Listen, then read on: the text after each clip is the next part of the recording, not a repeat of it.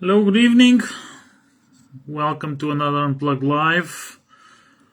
I'm just waiting for Gabriel to join. Meanwhile, give me a second. Okay, back, hoping that you're getting the image over here of the Unplugged Live. I'm just waiting for Gabriel to join, as I mentioned. So for tonight, we might not have Sergio with us, but we're going to address here a few subjects. Okay, let me just check it over here. So Gabriel should be here in a minute.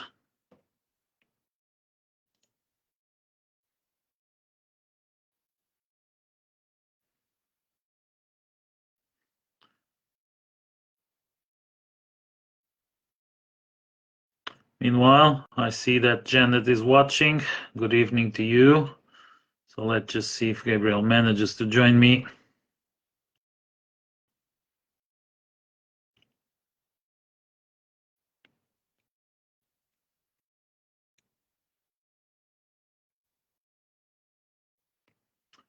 We've always been having a few issues with this. Okay.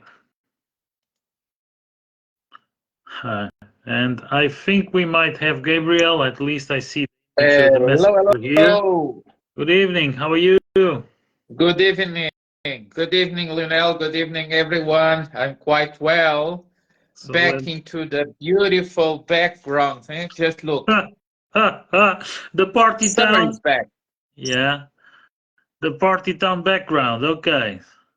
So how have you been? Oh, good, great. Busy. I just ate very fast in order to be here at time. And well, just like you, we are busy guys, you know. Well, we have so many tourists and we work with tourism. Yeah. So we are quite happy, but busy. Yeah. Well, tomorrow I will be once again on my way to Porto. Not the last time this week, so I still have to go there another day. Well, it's been quite busy today in Sintra, then in a few days in Sintra again, then in the beautiful Mafra and Ericeira, so pretty much here my backyard. So yeah, can't complain. And the day isn't over yet, but a lot of stuff to to be done. So well, once again, good evening, everyone. I'm Leonel Rodrigues from Desirable Portugal Tours. With me, I have Gabriel Lima from GL Tours from the Algarve. I'm based near Lisbon. Sergio today might not be able to join us, but he's also taking some well-deserved break. And for tonight, I'm going to address an interesting subject that is becoming a trend into tourism. That is pretty much preservation tourism or regenerative tourism. And these are concepts that are getting more and more people to practice this and to learn more about this. And in fact, it's something that has been catching my attention, and somehow I've been doing this already, but I'm diving deeper. I'm diving deeper on this subject because it's something that, in fact, people are not so much aware about. And we see a lot of people that want to travel, they want to visit, they want to learn about the places. But in fact, more and more, we get reports of places suffering from tourism. So tourism is now becoming an issue at certain spots because of over tourism. So too many people at the same time on the same place. So we've been kind of advocating in here that people should spread out their journeys, trying to minimize this impact by choosing slightly different locations, plan their itineraries to not to go just on the on the popular places, so trying to minimize this impact. But also, and one of the things that we want to pass as a message is that while you travel, there are small gestures that sometimes they don't cost you much or cost you really nothing, and can really make the difference in the community, or even in the locals, and even help the ones that are living on the place that you're visiting. And it can be simple stuff. Of course, this is not the kind of thing that I feel that people should be advertising online that they are doing this, but it can be simple stuff. I'm going to give a few examples. Um, a few people travel with kids, and they end up in the need of a child seat, a booster seat, whatever. So they are fairly cheap. They are fairly affordable to buy something quite basic to use for 1 week or 2 weeks on the rental cars, or while using Uber or whatever. And then at the end, people don't know what to do to those. Okay. Well, that can be donated to some local social institution, even reaching out to the local Santa Casa de Misericordia or some other non-profit organizations. Every town pretty much has some organization with social, with a social project, and that can be donated to those organizations. So you don't need to throw those things away. That might be very helpful for a family in need that has a kid, that had a baby, whatever, and they cannot afford, a child seat. Other thing, by example, that people can do, and if they don't really feel that they are helping the community, Portugal in certain areas has a few animal shelters. So sometimes people go shopping here and there, and it's not so much if you buy 1 or 2 bags of pet food and just try to know about a local animal shelter, a dog shelter, whatever, and donate that to them. So that is just giving back to the community that you're visiting. Because sometimes I get asked about people, oh, there are still some stray animals on the street, stray dogs, stray cats, whatever. There are local associations try to help that cause, or try to minimize that impact. One of the examples that I have, for example, in Sintra, it's very common to see some little cat shelters on the streets, because there are cats on the streets. Sometimes I see them around, and there's a local association doing that. So why not to donate something to such kind of association? Well, it can be stuff so simple. By example, more and more people now also volunteer or do this by themselves. They go for a walk on the beach, grab a bag, and take some trash that they find on the beach and put it on the trash can. So imagine that you have 10, 15, 20 people doing this.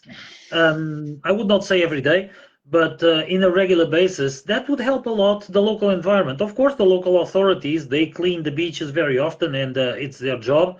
But why not to help by doing small gestures like this? Okay, so this is about helping to preserve the local place, the preservation of the local place with small gestures that can be used. But then, of course, you have a few other things that are more, like the common sense, and this is something that is becoming a little bit hard in some places. We know that there's a big comfort about hiring or renting a car and driving around. Nothing wrong about that. But I see more and more people in the desperation to get to certain places, or in the desperation that they don't find parking spots. Yeah. They become quite creative with what they do. Well,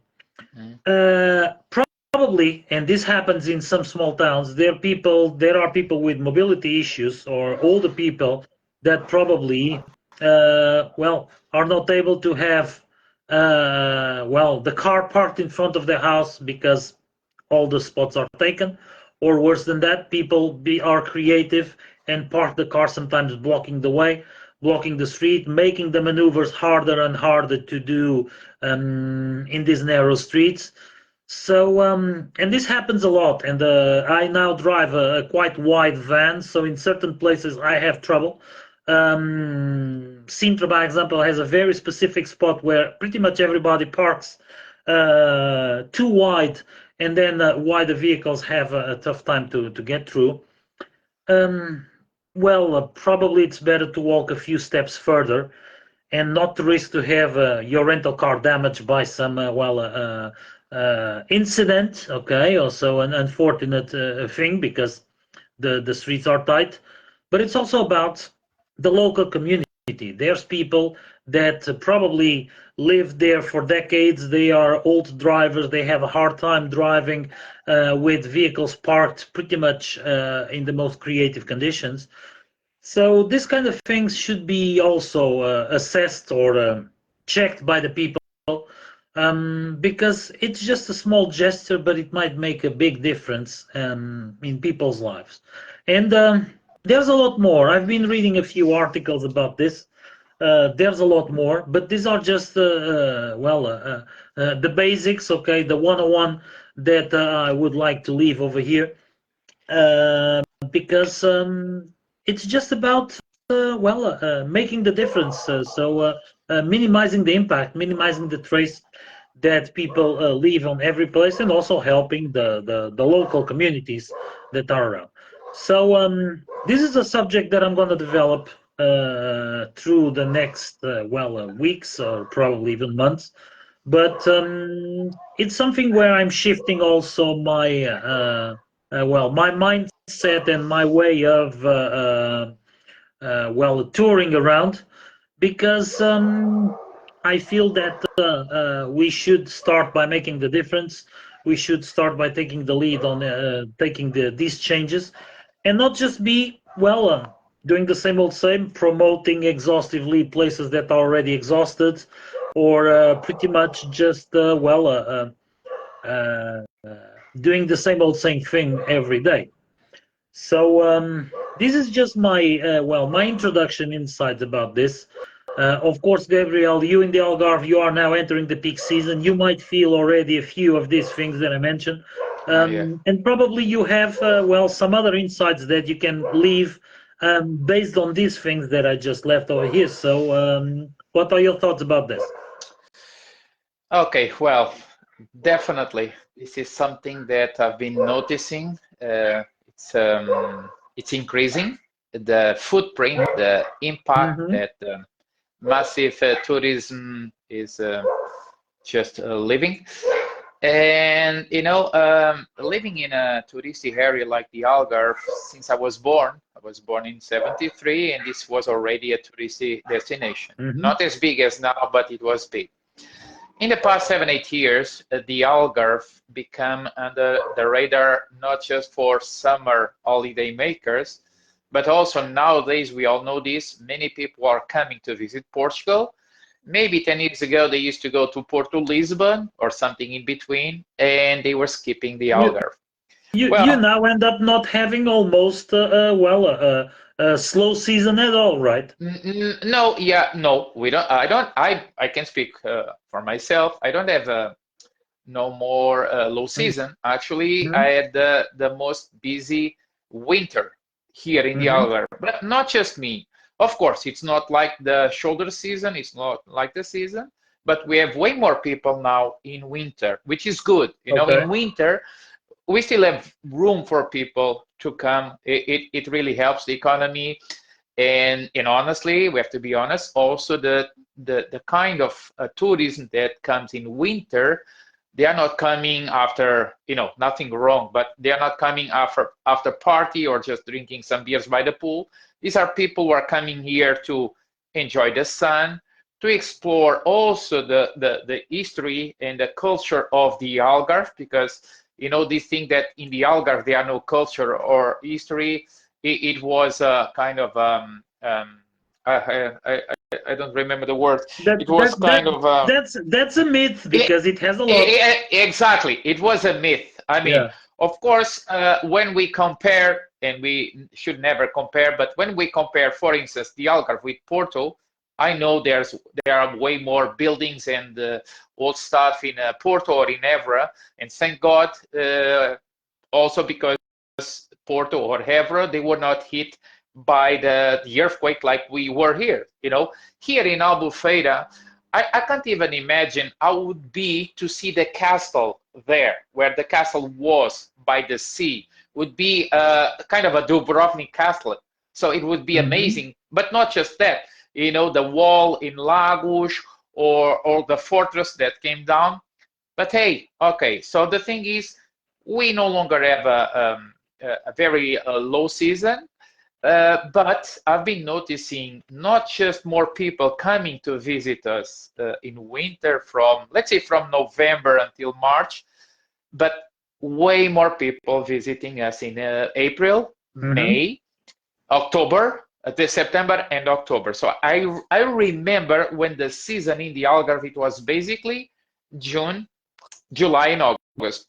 In the Yes. Algarve, we all remember this until August ends.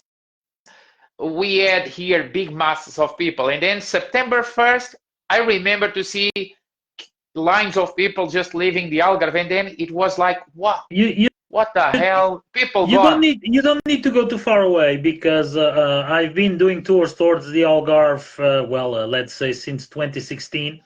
And I always felt around September 3rd, September 5th, Yeah, okay, yeah. it slowed down Over. drastically, Yeah, okay. yeah. So it No, would depend always when was like the yeah. weekend, if it was still in No, August no or more. just on the very first days of September, but it slowed drastically on those days. Yeah. No, no more. It doesn't happen no more. And since I opened the company 9 years ago, I've been noticing this increasing every single year. Of course, we have to accept, we have to put aside the pandemic 2020 and 2021.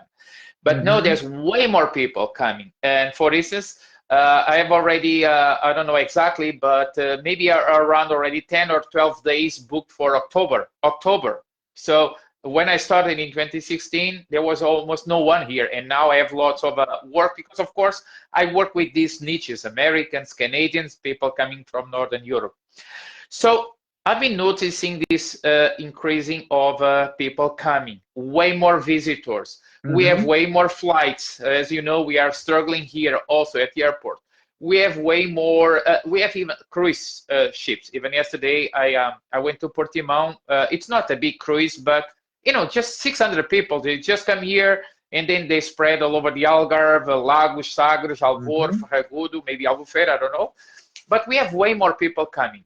And what I noticed is a way bigger number of rent-a-cars on the Hmm. streets and filling up all I these noticed parkings. I noticed that here as well. So today I was in Cascais, parked just a little bit in a very I would say, hidden side street, and I was just seeing rental cars going around and around and around trying to find parking, or Yeah, probably well, no, some were expecting that I had left so they could park over there. So in yeah, fact, this yeah, year I feel that we have a lot more people no, on way rental cars more. around. Way more, and because I work with rent-a-car here, right, Alpha Mile, 1 kilometer away from my home. Even yesterday, I just rented a car there Hmm. because they are very good partners. And I asked them, and before the pandemic, they had something like 200 cars, and now they have around 500 cars. And they are not even one of the big sharks. They are not six, they are not heavies, they are Hmm. not hertz, they are not that big. But they grow a lot. And I see cars everywhere. I'm driving, I see cars everywhere. And when I walk through these parkings, I can see every year more and more cars. And even more in these hot spots. You know, all these places that became hyped, they are constantly hype on the internet that, you know, it is what it is. It happens a lot. We have influencers. These guys, they always tell people to go to the same spots, to the same spots, to the same spots. They don't even like locals But, when we say, but okay, there are other options. but But they don't when I show the go, reality on those spots, right? no, They they don't just show show the they don't beautiful no, pictures. they don't show and they hide the reality. I can tell you Hmm. something. I don't play that game because for me it would be very easy to go to these fancy spots by seaside in the Algarve, and it would very easily to take photos on the ugly spots, hotels running down, ugly neighborhoods, junkies, and well. But I'm not going to do this. But this is not the matter, the topic today. So what I want to say is almost everywhere. Oh, this is also my fault. I mean, so to speak, because as an ambassador to the Algarve, I've been promoting a lot the off the beaten path, or it's no longer off the beaten path, but these spots were not overhyped. For instance, Mm-hmm. when people think about the Algarve, everyone thinks about Lagos, Ponta da Piedade, Seven Hanging Valleys, Carvoeiro, Algar Seco, Farragudo. It And Benagil. looks like Benagil, for God's sake, Benagil, it's even worse than Times Squares. You know, Times Squares Yeah, by the New Year's Eve, forget about yeah. it. Now, but Benagil, it's another conversation because I don't even guide in summer. I don't even go anymore to Benagil, to Marinha Beach, Mm-hmm. to the Seven Hanging Valleys in summer. I only go there upon request, and I'm going to share something here. Maybe I shouldn't say this out loud, but you know, I'm just this kind of guy. I say what I have to say. You know, in summer, everyone pays more to stay in a hotel. Everyone pays more here and there. Well, I also charge more for the tours I run to these very odd spots. Why? Because I don't want to go there, to be honest. I struggle there. I can't park. I can't deliver the best. But when people, they want to go there, well, they are willing to pay more. Fine. So it's kind of a deal. It's demand and supply. But that said, why I don't go to Benagil, why I don't go to Marinha? Because I've been seeing people parking the cars 2, 3, 4 kilometers away from the Marinha beach. It's very scenic, beautiful, but it's not even close to be a very good beach. Actually, at low tide, you barely can feel the sun because it's very rocky. But it's very scenic, perfect for kayaking, perfect for snorkeling. I mean, it used to be perfect for snorkeling, no more because now we have hundreds of boats sailing around. But what I've been seeing is all these spots, they are becoming overcrowded and the footprint is there. So I notice way more people. The parkings, they no longer can serve locals. Locals, they no longer can park. Even Mm-hmm. in these big parkings on the outskirts, for instance, today I've been there and yesterday I've been there too. It doesn't happen quite often, but I visited Lagos twice. And in the western part of the wall, so uptown, there's a big area, open Mm-hmm. space where people, they park their cars randomly. It's not I even know a it. parking. It's not, yeah, you know, and it's not even the most safety spot because, you know, it's not just because there are junkies there or whatever. You know, these guys, they know people, they leave bags on the seats or whatever. Mm-hmm. And even today, I noticed I was there, and then this is it. You know, each year I see more and more cars there. It looks like we have a concert in Lagos, and people, they go there and they park there to visit Lagos. So Lagos, it's getting very overcrowded. Not just the rental cars, but also, you know, these big buses. The buses yesterday from the cruise in Portimão, these 600 people who docked in Portimão, maybe 100 went to visit Portimão and 500 went to visit Lagos. So Mm-hmm. it's a big, massive group of people. So nowadays, when we walk through the boardwalks of Ponta da Piedade, Camille, Dona Ana Beach, you know, it's full with people. But hey, you know, it's okay, you know, we are a welcoming country. But when we start having all this massive tourism going always to the same spot, there's no way we're gonna have something bad happening. So I can see when I walk there, I can see more cans, more bottles. So I see more trash. There's a bigger impact. But not just that.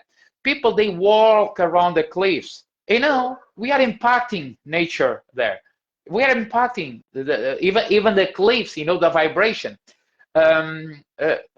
Sometimes I tell my guests, you know, Benagil is amazing. Everyone loves to see and go to see Benagil, but I'm pretty sure that one day a tragedy will happen there. You know, because these are cliffs, and then at some point it's gonna happen some rockfall, and all these people walking, all these boats making noise, all these boats just leaving some diesel or something. This is impacting all those spots. I'm pretty sure in the near future we're gonna start hearing about the authorities. They're gonna try to control this. The prices are rising. The fortress of Sagres, it's no longer €3, now it's 10. Pena Palace, now it's 20 euros. Mm-hmm. So this is gonna Yeah. happen. Maybe one day we're gonna see people paying to go to Sintra or to other sport, just like it's happening already in Venice. So this is Exactly. something that is happening. But now I just want to say this, you know, I'm a traveler too. I'm not blaming each travel, you know. It's actually, it's no one's fault, but it's everyone's fault because we need to be aware about the impact of our actions. And there's something that I believe very much. We are all linked. This planet, it looks big, it's not, it's very small. We all share the same atmosphere. We all share the same food, the same ocean.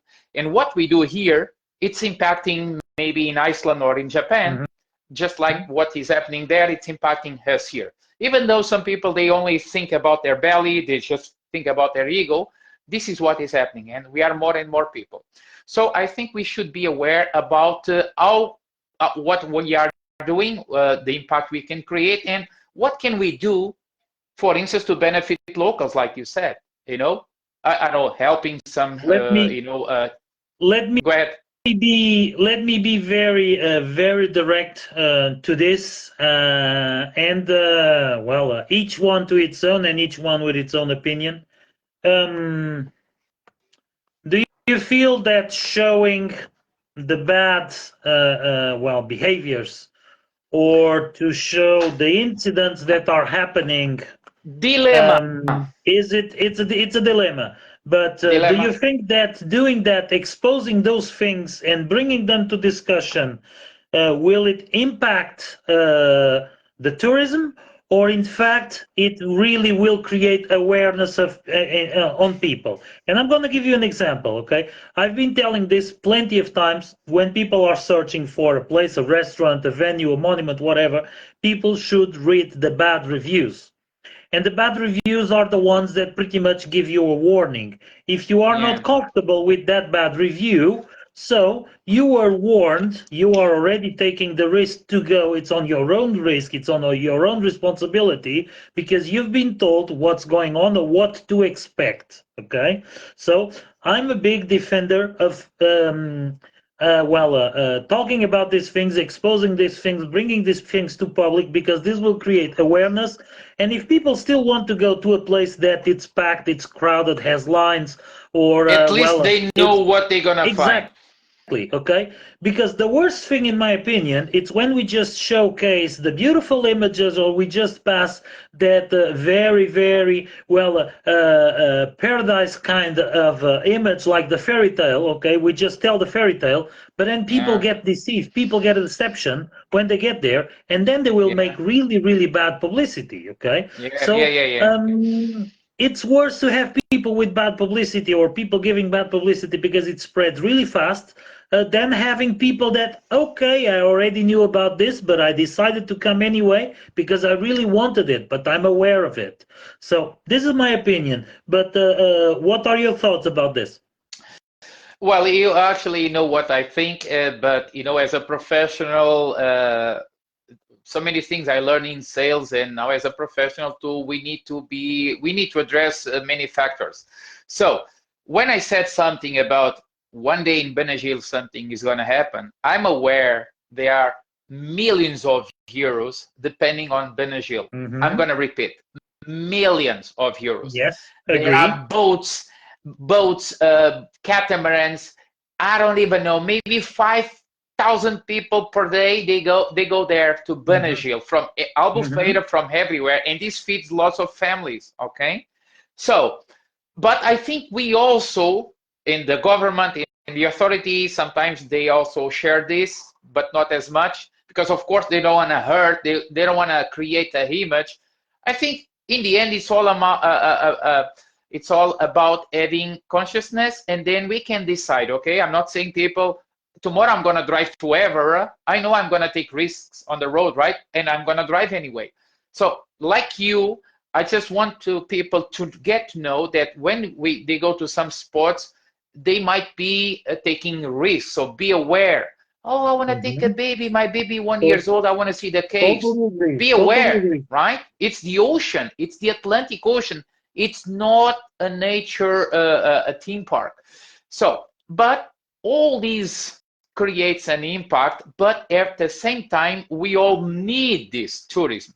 So it's more, I think the issue is, the secret is, where is the balance? It's really hard to find a balance, because I can tell, you know, Lionel, don't go there, and then I go there, right? It's we can do this. So many people, they rely on tourism. We depend on tourism. For instance, us, we depend on tourism. We need tourism, but At the same time, I do this every day on my tours. I need to, I can't stop myself sharing some insights as a local. Every day, today, yesterday. Today, again, I was walking through Lagos, the old town. We drove the beautiful Ponte da Piedade, the beautiful Porto de Mors, the beautiful Meia Praia, the Marina, really beautiful. The old town, amazing, but the old town is no longer authentic, you know, because lots of these houses there, they are actually touristy oriented. I'm talking about B&Bs and hostels and hotels. And all the shops selling the Exactly. same magnets. Exactly. And then outside the wall, in certain areas, then we see these very ugly buildings where locals, they actually live. So we think, okay, we are enjoying a beautiful spot. What about locals? Oh, this is not my concern. It is. It is, because we all are part of this. Okay, so what can we do better? Well, many people, they are aware, and this is exactly what they do. They try to support local businesses. So instead of, imagine, I'm not going to say you shouldn't use trains or public transportation, but be aware that if we go to some countries and we only use the public transportation or something, we are not helping so much the economy, because actually we are using what it was made to serve locals that go to commute to work. So we need to be aware that you now bring me an interesting subject, and let's put the things this way. People say that the bus is cheap, the train is cheap, but we all pay taxes to have at least the train service, and that costs us millions every year from our taxes. Someone is paying this. Exactly. So it's pretty much, we are sponsoring somehow the train system that is public service, okay, with our taxes. And there's people taking benefit of the cheap train tickets. So this is a little bit of a tricky situation, but it's in fact what happens, okay? So yes, it's not really helping the local economy. I mean, but we can say people, oh, don't do this, don't. No, but maybe if people, they are using public transportation, so maybe they can benefit in different things. Maybe they can buy something from a local shop instead of McDonald's. Maybe they can go direct to a tour guide instead of going through the very convenient Viator, TripAdvisor, or whatever. So there are ways to minimize the impact, because we have to think about this. What goes around comes around. If we don't think that we have accountability, if we only think that it's just a problem of locals or local authorities, trust me, the protests, they are rising everywhere, and they're gonna keep rising, because at the point that locals, they no longer can be happy in their own places, they're gonna start protests, and guess what? They're gonna protest against tourism industry. I mean, because let's be honest, in the Algarve, maybe 40%, 50%, it comes, the economy, it's fed by the tourism industry. But make no mistake, we lived here for centuries without tourism. So we need tourism, we want tourism, but we also apply for people to be a bit more conscious, and then try to help locals as much as you can. We are not begging, you know, we are welcoming, we are warm people. Try just not use the benefits of the public transportation or the cheaper. I know this is our fault, because even our local authorities, they were advertising glasses of wine to your city. Yeah, this is a big mistake, because the value of Portugal as a product, my value as a professional, it shouldn't be cheap, because we have quality.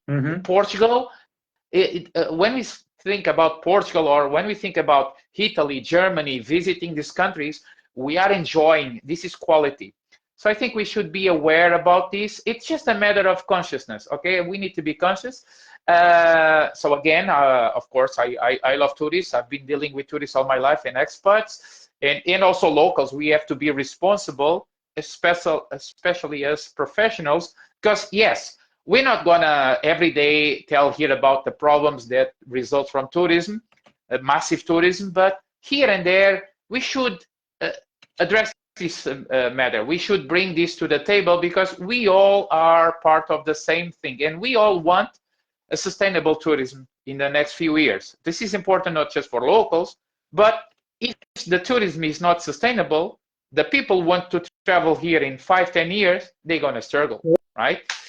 Okay, guys, Exactly. well, we've been talking a Yeah. lot. Lionel, go ahead. Yeah. Well, You no. know, we just start Just. talking in. Oh We yeah. are unstoppable. Well, just you now just reminded me of a campaign that is now going on the media, and I listen to that on the radio very often. Nothing to do with tourism, but is of the Portuguese author societies against piracy, okay, or against copyrights, or well, against no, well, because of the copyrights of things, like it's not protecting our rights, it's protecting your rights as a traveler. Because if we'll no longer will have conditions to host you here because the economy or the society is disrupted, you won't be able to come over here because well, the place is getting disrupted. So our concerns, it's not so much about us, but it's about the people that want to travel to Portugal, and in 5 or 10 years they might not be able to do it because the whole ecosystem is disrupted. So this is the a little bit the parallel thought based on that advertising of the Portuguese Author Association that is going on media, and it's exactly about that. When we say people should not do this, people should not do that, it's not that we are just defending well our business. A lot of people think that we are just trying to sell them stuff. Well, luckily we are very busy, and we sell our tours by themselves. Sometimes, me and you, we end up canceling no, or refusing a lot of requests because we are Decline. We have booked. to decline. Exactly, Yes. we have declined. We are declining a lot of requests because we are booked already. And by example, I'm now dealing with a request for May next year already. So this kind of stuff, takes us a lot of time, and we are very busy. But in fact, when we are saying this, we are concerned not about just our life or our quality of life, but the quality of the experience that people get over here. That's Exactly. why Because I we listen. exactly. We listen from the visitors. Oh, Gabriel, we didn't Well, expect this or this and that. you So just they also told me. notice that, yeah. You just told me a few days ago about someone that had, well, one of the most disruptive experiences booked by someone that supposedly was on the business, and ended up just spending a lot of money, and ended up Oh, having a very yeah, yeah. deceiving Well, experience. Okay, the guests, not they were entering into, so upset. yeah, They were so upset, but but there was a reason beyond that, because they book me, and they book other guy through Viator, but in between there was a travel agent. yeah, Some travel agent from Canada, I think they were Canadians, I don't remember. So they book through this travel agent, and this travel agent, instead of booking with the local guide, she booked through Viator. So they ended up paying yeah, a big amount of money for some good something that, 30%, you some know. good 30% for Viator, and of course the commission for the travel agent on top of But Viator. Lionel, Yeah. just let me say this, because this is also important for people to understand. That's why sometimes they have bad experiences. They booked some tour that was saying that they would they would travel from Porto to Lagos with 3 stops in Aveiro, Coimbra, and Évora. You know, Portugal is small, but this is not possible. So So they were totally upset, driving and driving time for that journey, doing some quick math, it's 7 to 7.5 hours. Okay, I mean, you know. uh, But quick this is the math. kind of Yeah. experiences. That's why we are here talking, because we like to make people aware about all these small issues here and there, because they are not those so small. You just need one bad day to spoil your vacation. So we just try to help people to find the best for them, to try to avoid some tourist traps, this and that, because this is what we do. This is our field. We listen people every day. So this doesn't come out of the blue. No, this is Yeah. we gather all this knowledge, and then we bring here, and we like to share, Yeah. because we want to help people. Yeah. We don't have to be here, right, Lionel? But we like to do this because we You want know. And we know many people, they listen to us through YouTube or whatever. I've been writing this a few times, and you probably have seen this in some of my comments. What I really want is that people, with or without my services, go back home and feel that their time in Portugal was really worth it, and they will tell their friends how amazing our country is.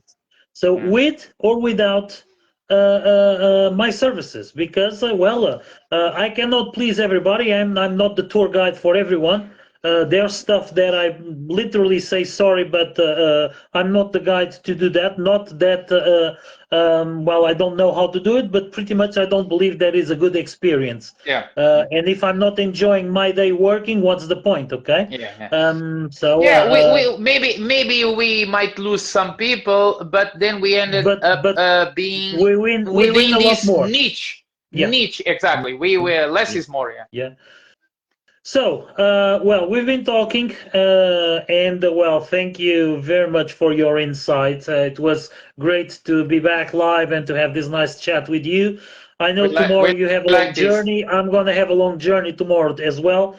And my day isn't finished yet, so I still need to go on the road to do some vehicle logistics. But once again, thank you for watching. Thank you, everybody. Thank you for the comments. Okay, I've been yes, reading I want to thank Janet. you, Janet, listener, because thank you, Janet, for participating so much. I read what you wrote. Actually, here in Albufeira, in the off season, we have a bunch of Canadians, more and more and more. Not just in the off season, and this is funny because Canadians, they like very much Albufeira. Well, of course, they don't come here during the peak season, but in winter, this is an amazing winter sport. Time, it's great. And I've been guiding lots of Canadians, so keep coming. Tell your friends to come to visit us, okay? So thank you thank you everyone, and we're gonna be around here next week, right, Lionel? Yes, because we exactly, like you. For sure. Thank you very much. See you next week. Good evening. Bye. Bye, everyone. See you next week. Bye, Lionel. Ciao, ciao. Thank you.